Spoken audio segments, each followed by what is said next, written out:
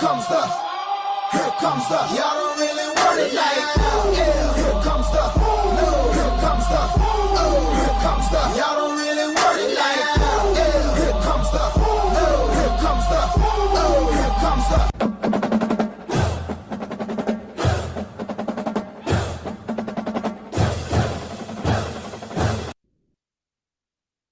And welcome back to Sooner Sound Waves, episode 2 of season 2, as we prepare for this college football season to really kick off after week 0 gave us 5 games. I'm Iceberg. Alongside me is the Goodfella, Boomer, and St. Pablo.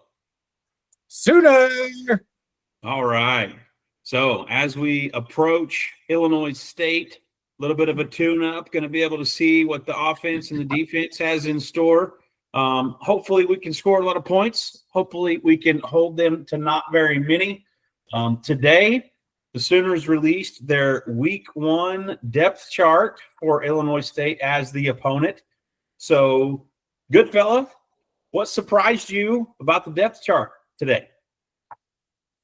So what surprised me jumping off the page is looking at it. If you look at the running back right now by committee, we will have a starting running back come week 2.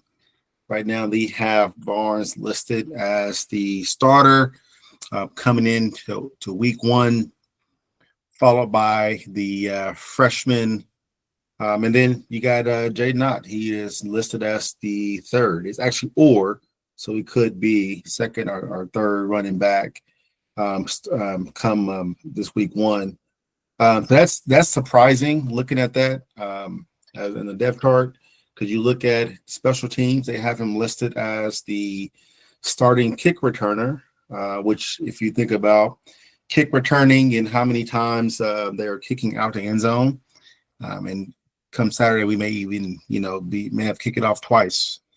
Maybe in the first and then at halftime, who knows? So I'm thinking they put him at kick returner just because we're talking about touches. He may get a touch for kickoff, and he may get some touches off the third string running back due to, I believe, a shoulder injury that happened in the camp. So third string, but I do believe he'll be starting come week 2 against Michigan.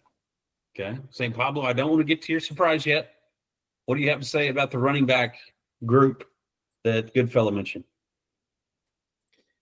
Well, I am shocked and surprised, a bit disappointed by Jay Knott potentially being injured and not, it seemed like there's a lot of talk about Jay Knott in the offseason, and, that this was going to enhance our running game, and then maybe they were doing some Oklahoma drills out this way and banged him up a little bit again.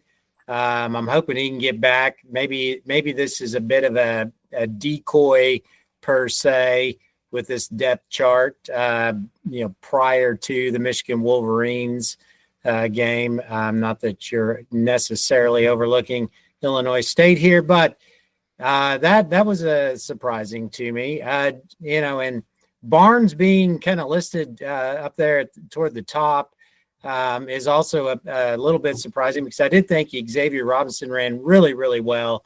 There toward the end of the season, it seemed as if he was, outside of Jackson Arnold's legs, it seemed as if he was the, most of our running and offensive efficiency, and he's a tough runner, and I thought he really, did well. So, yeah, a bit surprised by the depth chart on that end. I'm gonna say I think we'll see running back by committee like we saw a couple years ago when we had a slew of running backs. I can't speak to Ben Arbuckle's offensive scheme because we haven't seen him with this much talent. So I don't know if he'll run with 2 backs or what that's going to look like. But I really feel like the way this looks is you're going to have potentially Javonte Barnes paired with Torrey Blaylock some series, and then you're going to potentially have Jaden Knott paired with Xavier Robinson in some series. That's the way I see this. I just see 4 great running backs that we could potentially split time with in order to save his shoulder, to kind of tag along with what the Goodfella was saying. I don't think for me, my injured guy isn't going to be in a position to return kicks. It's just not going to happen. Yeah. If I've got a guy with a shoulder injury, he's not going to be returning kicks. That's what he's not going to be doing, as opposed to playing offense. So, everything I read says he's been trying to get ready for this. But I think we're just going to see a slew of running backs as we play Illinois State. So, St. Pablo, what's your surprise on the depth chart? Well, my surprise is Robert Spears Jennings. He was the man last year on the defensive side of the football. Not, one of many men who that reminds me of the song "Many Men." Many. That's why we get called a pop podcast from Chat GPT, is because every now and then St. Pablo likes to bust in a lyric or two. Back to the defense, Pablo. Well, it helped me out here. Michael Boganowski. Yeah, sophomore. Yeah. Thank you. I mean, my goodness. I mean, how do you even come in and rival that and have an "or" next to the name? So to me, that I don't know. Reading down through everything, that was a big surprise, and it was on the defensive side of the football. On the offensive side, Mateer, I mean, there's no surprise there, but I thought, Hawkins did a fine job in some cleanup times, in some starting roles, and coming in, and he challenged Arnold and took his spot, and now he's not listed as an "or." So Michael Boganowski was a true freshman last year. Played linebacker at Junction City, Kansas. So not a transfer, but must have had a great fall camp to jump ahead of Spears Jennings. And so I agree with that.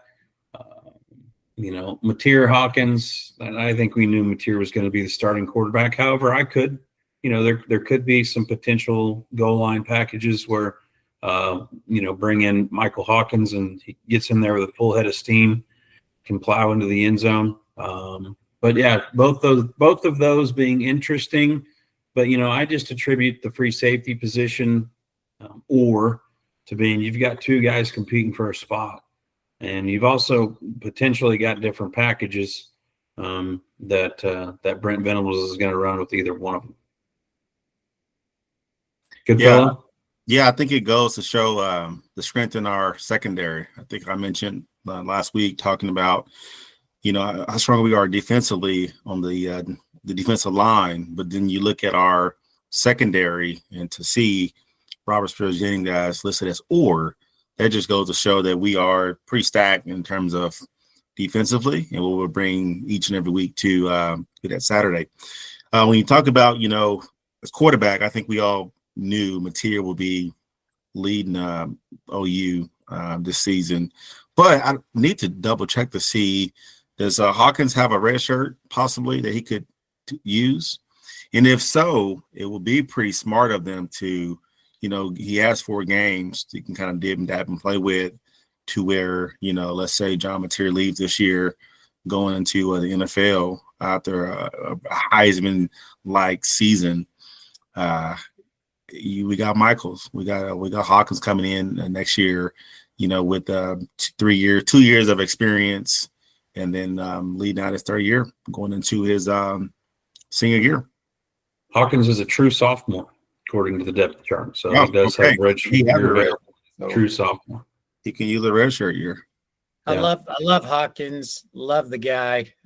Still iconic, his flip in the end zone against the Tennessee game at the Tennessee, when Tennessee was here in Norman. Are you guys concerned at all with the offensive line listing? And it's my turn. Canuck. Oh, I'm sorry. Yeah, so that's where I was going. Offensive and defensive line for my surprises. You look at the offensive line, it looks like the only position that doesn't have an or is right guard. That's it. The rest of them are up for grabs. And to me, that says that Bill Bedenbaugh is still looking for somebody to solidify their position. And, that's good to me. To me, it's good to have options. I've been hearing more and more things about how our offensive line got better. I hope that is true. We will play faster and we will spread the field, which I think is going to help a weaker offensive line as opposed to some of the things we did last year. And guys, you see the same thing on the defensive side of the ball. Look at all of the options we have from the defensive side of the ball. A lot of those guys that are listed as a two deep, we know had many, many downs last year. The other thing that I look at was the defensive end position with R. Mason Thomas being on the right. And then where is the left defensive end? Oh, I just lost it. R. Mason Thomas is above Marvin Jones. No, yeah, that's the other guy on the other side. But the I'm going to murder his name. Adebawore is the guy that everybody's been talking about, even for the last 2 years. And so to have that as a backup and somebody to come in, that means R. Mason can go full speed every single time, and then we've got a backup that's going to be pretty impressive too. So. Competition on the offensive line, depth on the defensive line. But one thing you mentioned, St. Pablo, Jaron Kanik comes in at tight end, starting tight end, coming from the linebacker position. Really excited for that kid to find a spot. Just everything that I'm hearing is how great of a team player he is. He had when we were down in Dallas at the Cotton Bowl 2 years ago, him and Stutzman both were part of the biggest reasons why we were able to stop them defensively. And then he kind of just, floated under the radar last year and didn't get a whole lot of playing time. But they've shifted him to tight end, and that's going to be really interesting to watch. Are you still in Goodfella wanting DeMarco Murray fired because of this running back committee? No, I mean, I would never say fire DeMarco Murray. Considering what we got right now in our backfield, yes, let's make it happen. You talk about the switch from linebacker to tight end, and we all know we experienced that debacle of tight end last year, tight end play. It was embarrassing to say the least. So to have this linebacker come over and take the starting role as the tight end one. I'm pretty excited to see what happens this year with him. So we will see what happens with that. So you didn't like the play where the tight end tried to throw in the Missouri game? Debacle. LSU, wasn't it? LSU, that's right. It was LSU. Yeah, and then he went and joined them.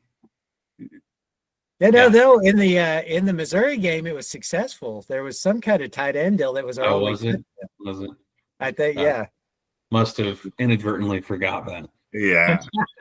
No, but to jump in and you talked good. I talked about the offensive line and defensive line. Yeah, we're loaded. To see all those oars lets me know they are competing. They're not giving the job to anyone. You're going to have to earn it. So it's going to make those players. Even though it's week one, no one's solidified a spot yet. So let's keep working and see what happens week two. I'm excited to see where we are. Come out there Saturday. Especially when you look at left tackle. You got the Fasusi kid who's a true freshman. Or Sexton who's a senior. Like, what's that say about the Fasusi kid coming in? Yeah. It's exciting. Hope it all, man, I just hope they come out firing on all cylinders this weekend and we can get excited about Sooner football like we have in the past. Yeah, I'm with St. Pablo. Even though I said our record is going to be 4 losses, if it all pan out, man, this is maybe a 2-loss team. We'll see. Careful. ESPN disagrees. You had 3? You had 3, didn't you? Oh, I had 3. Yeah, Goodfella had 3 losses. 3. St. Paulo had 2 losses, and I had 4. Yeah. He's agreeing with you, St. Paulo. He's saying that maybe he needs to I could Getting one of those losses too. back. Oh, okay. It's going to be that Missouri one. I don't think I'm going to give that one back, but I can't right now. So, Speaking of getting excited about Sooner football, one of the biggest takes of the offseason has been the seat and the temperature of Brent Venables. How hot is the seat? What is the record that he needs to save his job? And before we get into this, let me say, whatever that is, I hope he achieves it. I love the guy. I think he's great for OU football. But I do know that, sometimes, unfortunately, things happen, and never want to call for a guy's head. So I'm going to be super optimistic here. All three of us have picked a record that would save his seat, in my opinion. But St. Pablo, let's go to you. What record could get him fired? Unfortunately, you positioned that really well, because I 100% agree that all three of us picked a record that saves him. I think a 7-5 record really starts to put his job in jeopardy. And anything 7-5 or lower is a situation that I don't want to see Brent Venables in either, because I really appreciate you saying that. I agree. I think he's a person of character, tenacity. I like what he brings to the university. I think he's one of those guys that, if the job needs to get done, he's going to do it. I love his attitude, approaching this season with, I'm going to be defensive coordinator, call some plays. Why? Well, it's real simple. I'm good at it, and he's excellent at it. And I want to see him get a, title as a head coach. He has a couple as a defensive coordinator. I'd love to see him as the guy in the head coaching position. He's down to earth. I mean, I love the story about after the Alabama game, late at night, sitting in line at Taco Bell, and he drops $200 because he's, he hadn't eaten yet. I mean, he's just great for the university in so many ways. But I unfortunately, I think his buyout, is 35 million. It's a bit of a Jimbo Fisher scenario at Texas A&M. They bought out at 76 million, I think. I think at a 7-5 record, that conversation's heating up really hot at the University of Oklahoma, because I think at your record, Goodfella, I think that that shows improvement. I think anything below it is just kind of on par of what we've seen. okay, 7-5 for St. Pablo. Goodfella, where are you at? yeah, I'm going to have to agree. 7-5. Yeah, anything lower than that definitely questions if he stays in Norman. You talk about things he's done since he's been here. I will say, going into year 2 of the SEC, we've been faced to have 2 of the toughest seasons since he's been here. So although, we say 7-5 is really a hot seat for him, we do know that this is a difficult schedule for anyone to compete in. But with the weapons that we've acquired and the weapons that return for us, I do feel confident that he has really what he needs right now in front of him. He has the coaching staff established. So 7-5, anything under I would recommend that there's some conversations in what happens next year with him, with whomever the AD is, because that's still to be determined for for OU. That's a great point. That is a great point.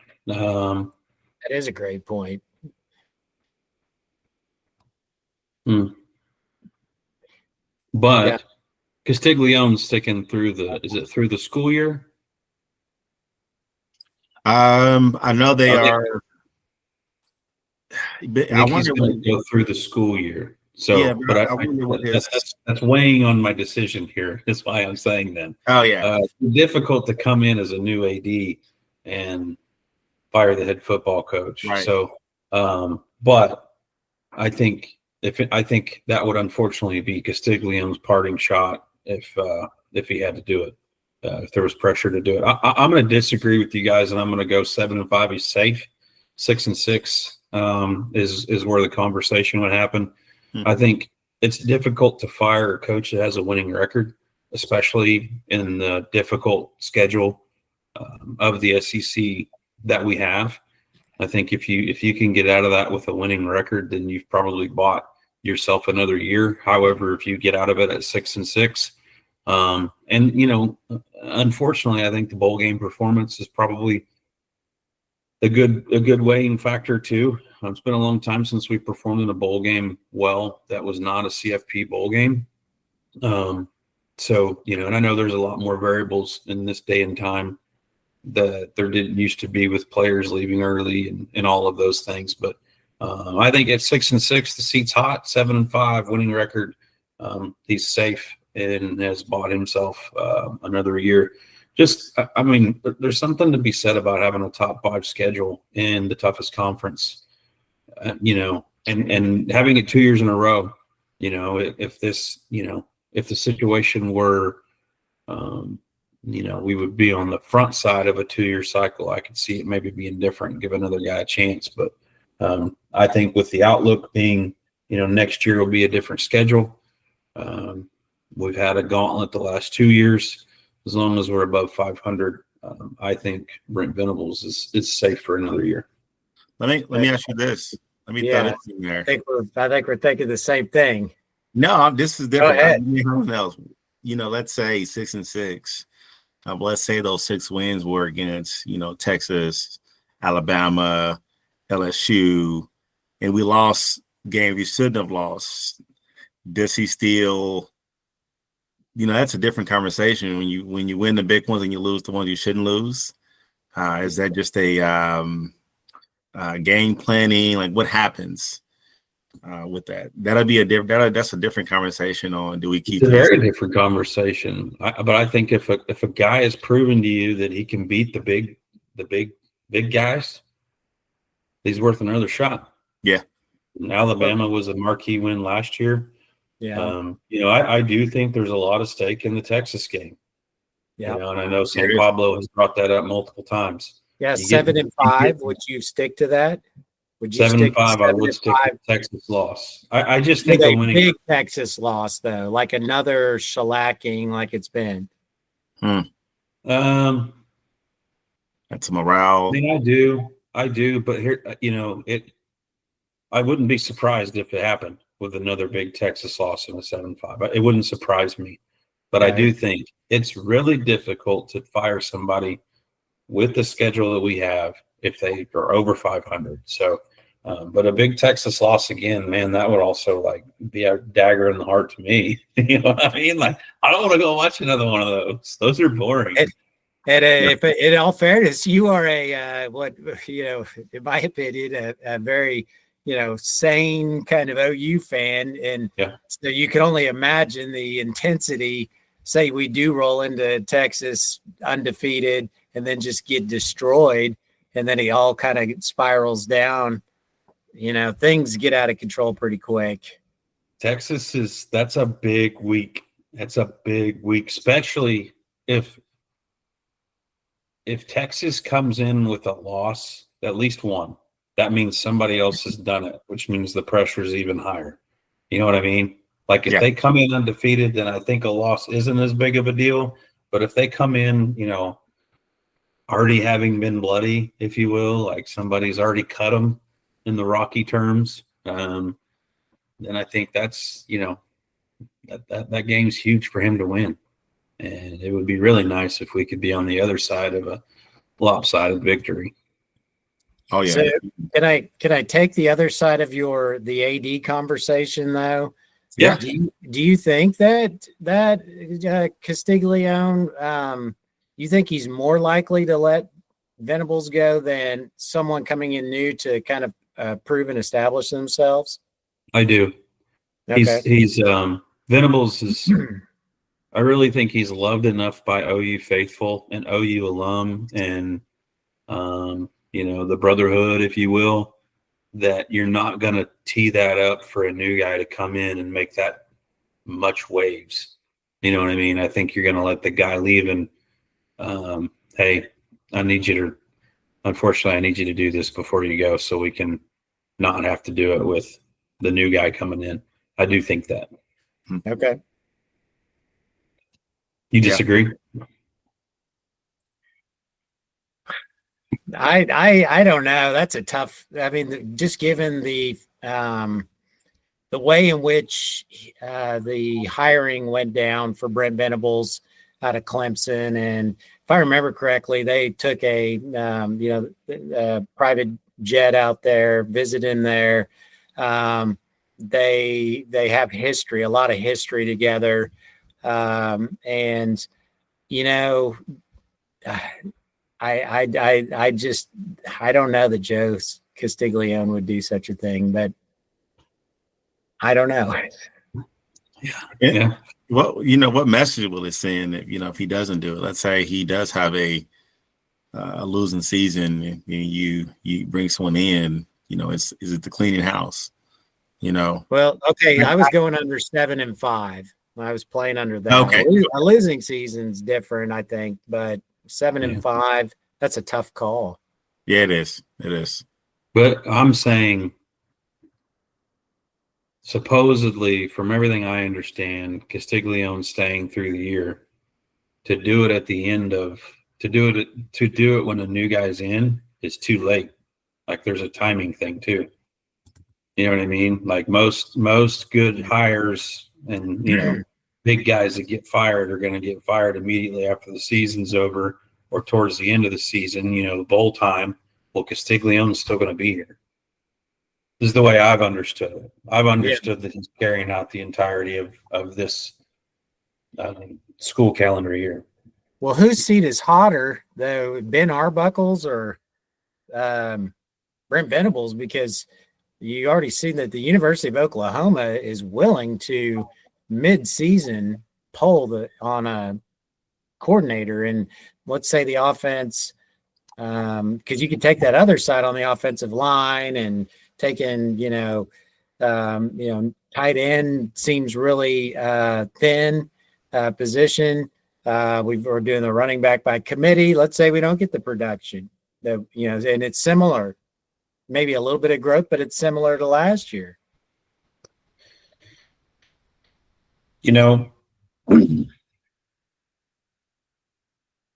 I think they settled for Seth Luttrell. He was already on staff. I think that was a settle hire with, hey, we can do this, and he kind of knew the Jeff Levy system a little bit different. But we went and got Ben Arbuckle. I think that's a little bit different. When you go and get somebody, like you understand that, you got a year or two to let this guy work out the kinks because he's new and you went and got him. That's my opinion on that one. So, okay. We ready to shift gears? Think so. Lots of the week. Right? Is that where we're at? We are locks of the week. We are at locks of the week. Okay. Sometimes I get a little off. So last week, I'll start with me. I chose Kansas State as a 3-point favorite. That may have been the most boring, sloppy game I've ever seen in an awkward Dublin, Ireland, as St. Pablo so called out last week.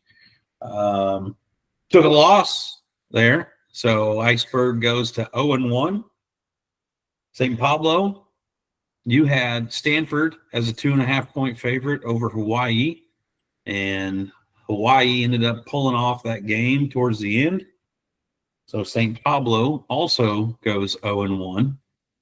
And then the Goodfella, who went with Old Faithful for him, KU, at a 14.5-point favorite. That game was really never in question. and he comes out with a win at 1-0. At So a 14.5 spread. yeah, That's Yeah. crazy. it was a good pick. It was a good pick. There was no doubt in my mind. I told you, we got 4. Mr. Daniels himself, senior year, he is destined to go and be a backup somewhere in the NFL. So this is his show-off year. He is going to play the best football that we'll see on Saturday. We will see him playing on Sundays as a backup one day. All right. Yeah. Good call there. Okay, let's go backwards. Let's say best record always goes last. Okay, so Goodfella, you'll go last. There's nothing wrong with picking the same game as another one if you so choose. I'm going to go first since I went last week. I'm going to go with Clemson is currently favored against LSU by 3.5. I'm going to take LSU. So LSU plus 3.5 versus Clemson. I think LSU is going to pull that one off, and Clemson will not beat them by more than 3.5 points, 4 points. Huh? 3. Okay. St. Pablo, you're up next. I'm going to go with the Baylor Bears to beat the Auburn Tigers. I feel confident in knowing who Auburn has as a head coach and who they now have as a quarterback. And let me tell you, things are about to get nasty at the University of Auburn because that guy, Hugh Freeze, he loves to throw quarterbacks under the bus. He runs his man. He talks too much. That's the problem. Yeah. He talks Yeah, too much. way too much. And when Arnold does what Arnold does, God bless him, he is going to get tossed under that bus quick. They may pull him by halftime. What's the spread? I honestly don't know. It's something like who's favored in that game? Baylor's favored. Okay. For that. Take it, Baylor. But it's either 2-3 points, 2.5 maybe. I think it's another 2.5.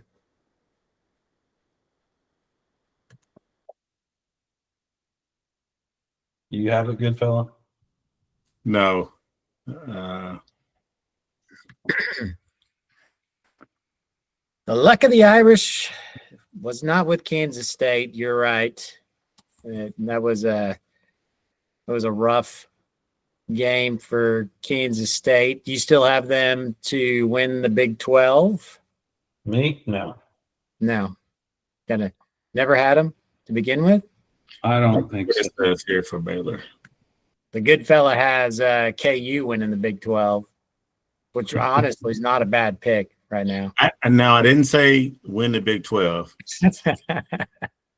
Where is that game? Friday night. Oh, it's a Friday night? Okay. Yeah. I was looking at something Yeah, different. this Friday. There are so many games going on. It's crazy. It's exciting. There it is. Oh, so, okay. So Auburn's favored 2.5. Oh, you still want that pick? Auburn is favored 2.5. You want You have Baylor? Baylor? I want Baylor. Okay. Okay. You got Baylor. I got them. I got the Baylor Bears. Well, they're playing in Waco, so that's probably your advantage right there. All right. Road trip. Here we go. It's 7:00 game. Yeah, Friday night. That should be solid. That's awesome that there's games on Friday night. Okay. Good fella. What's your pick? But too bad, St. Pablo. I will not be watching that Baylor game. Instead, I'll be watching the only game that we be watching on Friday night, and that's Colorado taking Georgia Tech. Okay. It's prime time, baby. So Georgia Even though Tech they've lost favored everybody. by 4. I'm sorry? Georgia Tech is currently favored by 4. Oh, I'll take that. It had it right. Mine says 5, but I'll take 4. I love 4. I'll give you your 5. I'll So give you your 5. Colorado's lost 75% of their offensive production. Goodfella. So, Sticking Colorado with plus 5. Colorado plus 5. Plain and Boulder. So we all three have chosen underdogs. We have. Let's see who's going to be Here the we winner. go. All right. So just to wrap that up, Goodfella, Colorado plus 5 versus Georgia Tech. St. Pablo, Baylor plus 2.5 versus Auburn. Iceberg, LSU plus 3.5 versus Clemson. Sounds right. Sounds great. All right. Final thoughts for episode 2. Oh, St. man. Pablo, any parting thoughts? Boomer. Sooner. Goodfella, what do you got? Hey, we are in week 1 for OU football. Come Saturday in Norman. I'm excited. Let's go. Boomer Sooner. Boomer Sooner. I just want to see like a well-oiled machine. Like I want to see an offense march the ball down the field, a quarterback that has command of the offense, mixing up the play calls. I want to see finesse. I'm excited. Hopefully it's a tune-up game. I don't think it has anything to be a trap game. I want to see a lot of points to little points. I want to see some OU football. Hey, so not to count our locks of the week, but do you take OU to cover the 35.5? No. No, and I'm only seeing no. Yes. I'm seeing no only because we're trying to stay healthy to get in week 2.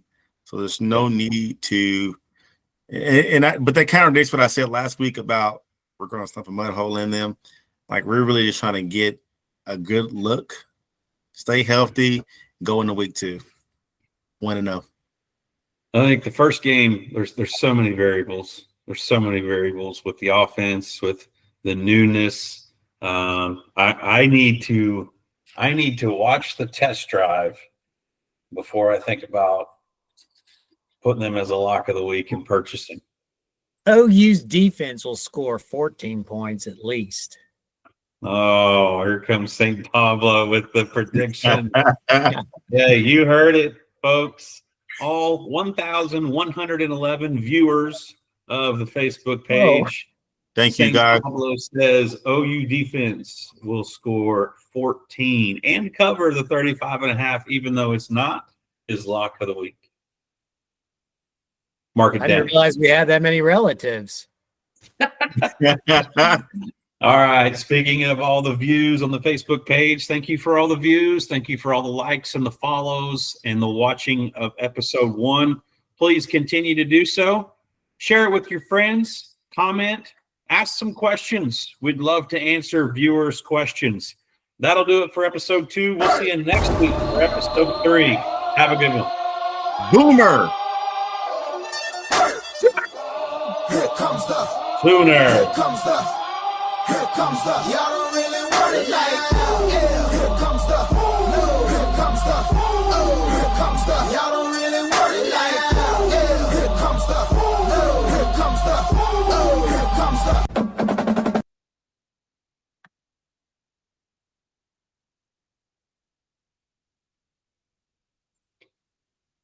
Yeah, let's let it keep going for a minute. I'm trying to find it. There it is. Go Sooners.